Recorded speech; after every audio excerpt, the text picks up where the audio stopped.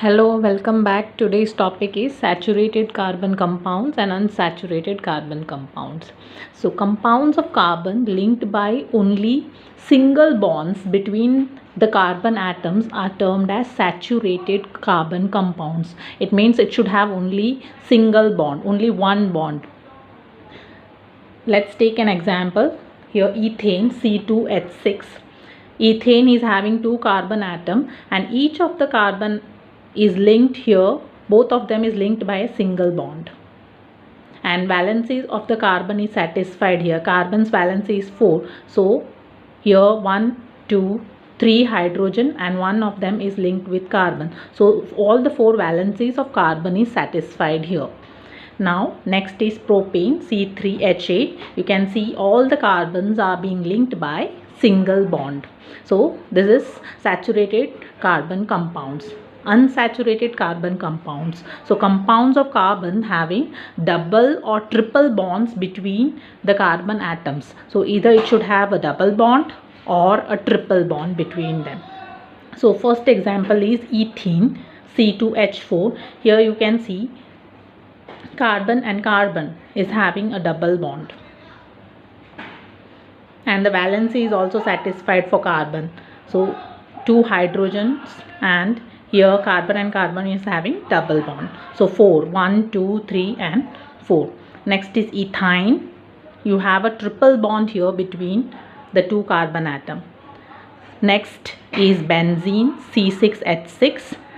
It is a hydrocarbon means the compound which consists of carbon and hydrogen are termed as hydrocarbon. So here you have double bond alternatively between the carbon atoms. So it is also an unsaturated carbon compound. So it is quite easy to understand that saturated carbon compounds have single bonds and unsaturated carbon compounds have double or triple bonds between them.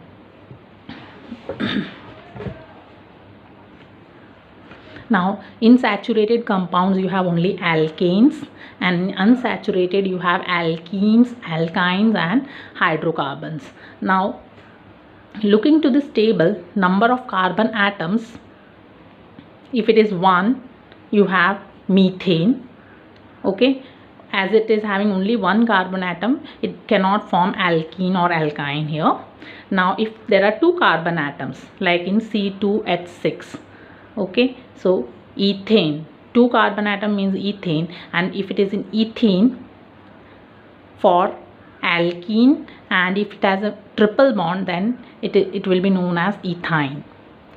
If it is having 3 carbon atoms C3H8, if it is an alkane it will be named as propane. If it is alkene it will be named as propyne, and alkyne then propyne. So you can see the suffixes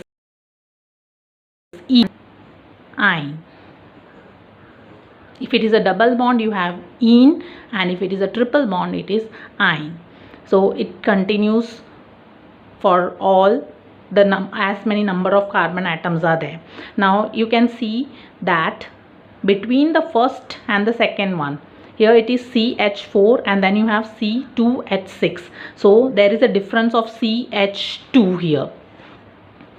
Okay, between these two you have a difference of CH2, means if you add CH2 to this you will get C2H6. Again if you add CH2 to the next one you will get C3H8. So this series continues on, and such series are known as homologous series. Homologous series has a difference of CH2 between them.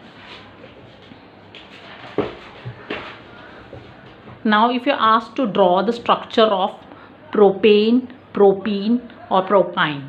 So for propane, prop word goes with 3 carbon atoms. That means your carbon should have 3 plus hydrogen is H8. Now 3 carbon atoms, then you have to fill the valencies of all of them one by one. So everywhere you can see that the valency of carbon is satisfied. So propene C3H6, you have 2 carbon atoms less here compared to propane. So again there is a double bond. Ene means it is having a double bond, 3 carbon atoms, and the rest of the valencies have to be satisfied with hydrogen. Propyne, again 2 atoms less than propene. So you have a propyne means you should have a triple bond between 2 of the carbon atom, 3 carbon atoms, and rest of the valencies are being satisfied with hydrogen. Now look here, carbon, one of the bond is with hydrogen and rest 3 bonds are being formed with carbon. So 3 plus 1, 4. So this is the way you can differentiate between propane, propene and propyne.